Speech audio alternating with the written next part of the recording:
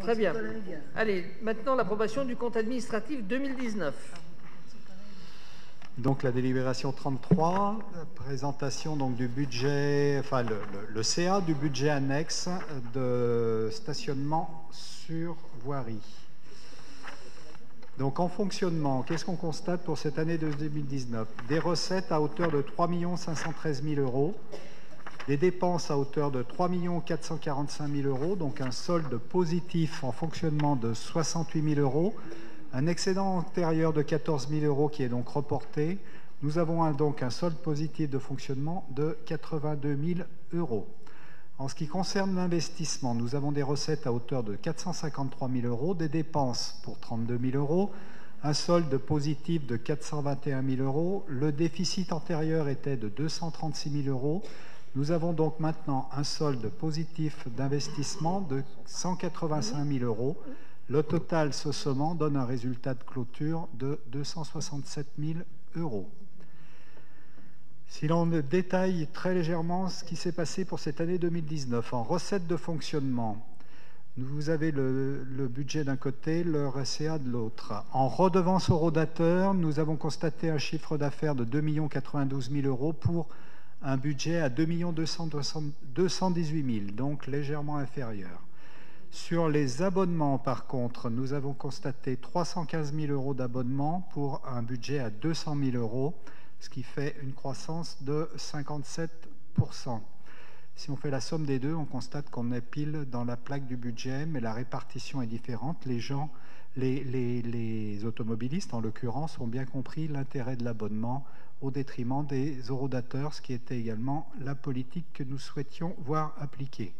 En ce qui concerne les FPS, donc les forfaits post-stationnement minorés, ce sont ceux que les gens payent dans un délai très court à partir du moment où ils en ont été informés. 639 000 euros de recettes sur ces FPS pour un budget à 572 000 euros. Pour ce qui est des non-minorés, c'est-à-dire que c'est l'entaille, en l'occurrence l'État, qui recouvre ces sommes, c'est les gens qui n'ont pas payé dans les temps, 465 000 euros de recettes, 230 000 euros de budgétés. Là, on ne peut que constater l'efficacité du système de contrôle des paiements mis en place.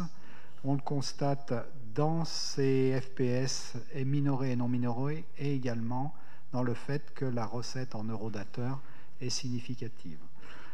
En dépenses de fonctionnement, charges à caractère général, 617 000 euros de réalisés, 712 de projetés, donc une économie significative. Les charges de personnel refacturées par EFIA, puisque c'est du personnel EFIA qui intervient, 357 000 euros de réalisés pour 400 000 euros de budgétés.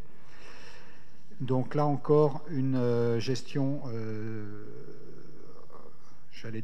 saine de la masse salariale. Un reversement de l'excédent au budget principal, c'est la ligne qui nous intéresse essentiellement, nous, ville de Chambéry. Le budget annexe a reversé au budget principal 2 250 000 euros, alors que nous avions budgété 1 900 000 euros. Il contribue au bon fonctionnement des finances de la ville par ce biais.